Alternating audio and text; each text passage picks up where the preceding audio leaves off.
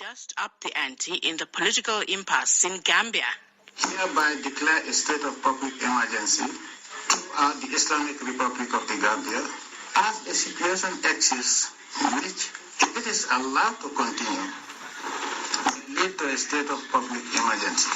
This declaration is necessitated by unprecedented and extraordinary amount of foreign interference in the December 1st presidential elections and also in the internal affairs of the Gambia, and the unwarranted hostile atmosphere threatening the sovereignty, peace, security and stability of the country. Now, this is what ECOWAS leaders did not want, and neither did President-elect Adama Barrow or the people of the Gambia. A defiant Yahya Jammeh doubling down on his refusal to vacate the presidency by tomorrow, when his term in office should end.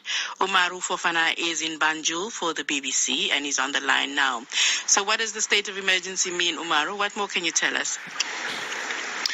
Hi, Audrey. Well, first, what more did the president say? He said that his decision to declare this state of emergency was also triggered by what he called the unwarranted hostile atmosphere in the country and the current state of confusion caused by some political players, which he said could spell a breakdown in law and order in the country, all of which he says he is trying to curtail.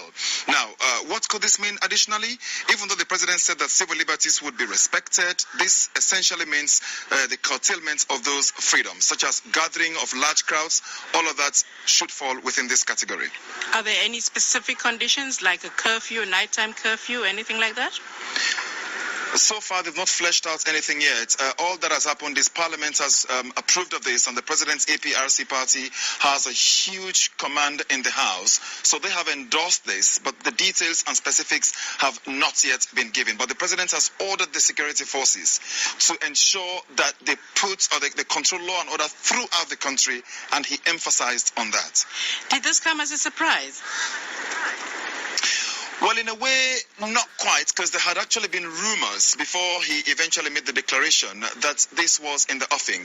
I mean, going back to last week, people had thought that he would seal off the country's borders, he would declare state of emergency, but it only happened today. So not quite of a surprise, but this has not in any way taken off the shock and indignation, the words of Adama Barrow's spokesman, by this action. Halifa Sallah says they are shocked and they are surprised at this, and he says they were meeting as a coalition, opposition coalition, to determine their next line of action. Before then, he had said that they would definitely go on with their inauguration. This clearly now throws that in doubt, because huge gatherings would be curtailed under this provision.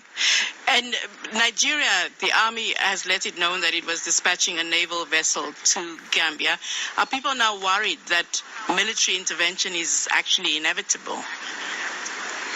A lot of people here had foreseen that, which was why they have been really streaming out of the country, going to wherever they can go to, going to Senegal, going to rural areas where they feel that should there be any military intervention would escape unscathed. So therefore they've been going to those areas. But the talk that Nigeria is sending probably its newest warship, UNS Unity, has sent a lot of shockwaves across the country today. A kind of like bittersweet, somebody said to me, we want this thing to be resolved, we want our elected president to be installed according to this person, the supporter of Barrow, but we don't want military force. So the talk of that warship coming to the coast of this beautiful coastline has thrown a lot of fears down the jitters of many here. Thank you very much, Umaru Fofana in Banjul. This is Focus on Africa on the BBC World Service. I'm Audrey Brown, and it's coming up to just up the ante in the political